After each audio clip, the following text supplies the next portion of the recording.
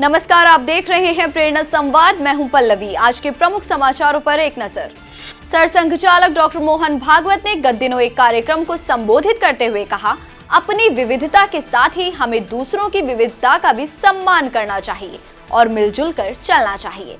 आइए सुनते हैं उनके वक्तव्य के कुछ अंश।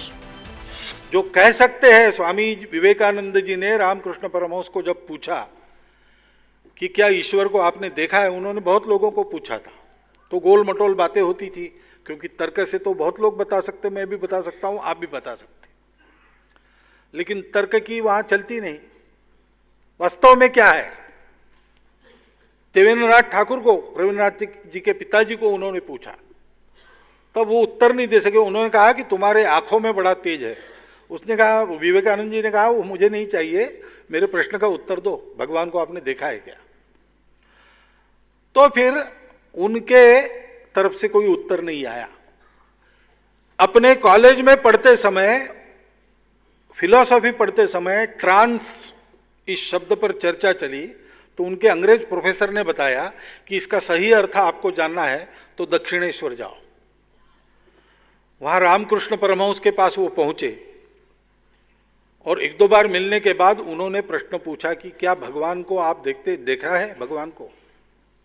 तो रामकृष्ण परमहंस, जो मुश्किल से चौथी पास रहे होंगे, पागल जैसे लगते थे, उन्होंने कहा कि हाँ देखा है, नित्य देखता हूँ, तुमको जितना स्पष्ट देखता हूँ उससे ज़्यादा स्पष्ट देखता हूँ, भगवान से बात भी करता हूँ, और अगर तुम मेरे बताए रास्ते पर चलोगे तो तुम भी ये कर सकोगे।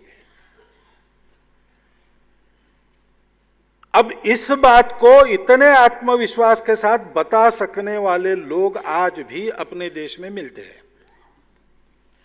उस सत्य के आधार पर, अब वो सत्य क्या है इसका वर्णन, जैसा मैंने कल कहा, अलग अलग है और परस्पर विरोधी भी है, परंतु वो एक सत्य है, वो अस्तित्व की एकता का सत्य है, और उसके चलते दुनिया की विविधताओं का स्वीकार सम्मान करो, उनका उत्सव करो, अपनी अपनी विविधता पर श्रद्धापूर्वक पक्के चलते रहो, बाकी सबकी विविधता का सम्मान करो और मिलजुल कर चलो। यह संदेश देने वाला जो मूल्य समुच्चय है, वो मूल्य समुच्चय हिंदुत्व है। नोएडा में राष्ट्र सेविका समिति प्रांतीय शिविर का हुआ शुभारंभ। सरस्वती शिशु मंदिर सेक्टर 12 नोएडा में राष्ट्र सेविका समिति मेरठ प्रांत का 6 दिवसीय प्रारंभिक शिक्षा वर्ग आरंभ हुआ। राष्ट्र सेविका समिति नोएडा महानगर संपर्क प्रमुख श्रीमती अनीता जोशी ने जानकारी देते हुए कहा कि इस शिविर में मेरठ प्रांत के 6 विभागों से 350 से ज्यादा बहनें सहभागिता कर रही हैं। शिविर के दौरान बहनों को बौद्धिक, मानसिक एवं शारीरिक रूप से प्रशिक्षित एवं सुदृढ़ किया जाता है, ताकि वह जीवन में आने वाली सभी चुनौतियों का डटकर सामना कर सके। मस्जिद के अंदर इमाम ने किया पत्नी का कत्ल, सहारनपुर पुलिस ने की कार्रवाई। सहारनपुर की 62 फुटा मस्जिद के इमाम उस्मान ने मस्जिद के अंदर बेगम हीना की हत्या कर दी और शव को दफना भी दिया। घटना के 9 दिन बाद इमाम की सास एसएसपी से मिली और दामाद पर बेटी की हत्या का आरोप लगाया। एसएसपी के आदेश पर कुतुबशेर थाना पुलिस ने इमाम समेत कई लोगों पर हत्या का मुकदमा दर्ज कर लिया है। अब पुलिस शव को कब्र से निकलवाकर पोस्टमार्टम कराएगी।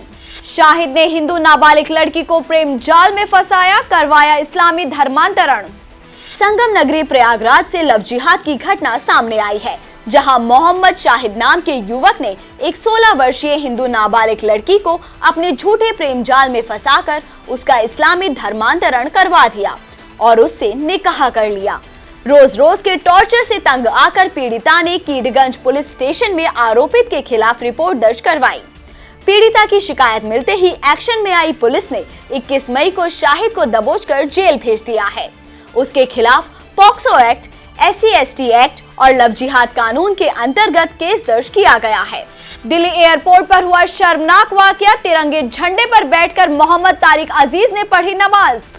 राजधानी दिल्ली के इंदिरा गांधी अंतर्राष्ट्रीय हवाई अड्डे पर एक शर्मनाक वाकया हुआ।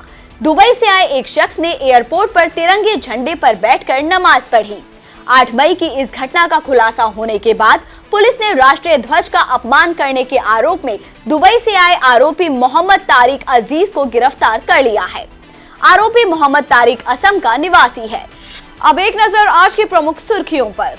मुरादाबाद में धर्मस्थल यथास्थिति कानून के खिलाफ प्रदर्शन, अंतर्राष्ट्रीय हिंदू परिषद ने कहा रद्द किया जाए 1991 का राव सरकार का फैसला। फतेहपुर में आरोपी की गिरफ्तारी न होने पर नाराजगी, सोशल मीडिया पर भगवान शिव पर की थी अपमानजनक टिप्पणी, हिंदू संगठनों ने पुतला फूंक कर जताया विरोध। ज्ञानवापी मामले में ओवैसी को खुली चुनौती, सनातन संघ ने कहा आप कानून के ज्ञाता है, कोर्ट में आकर दें हमारे वकील का जवाब। देश में कोरोना के आए 2226 नए मामले, 65 की मौत।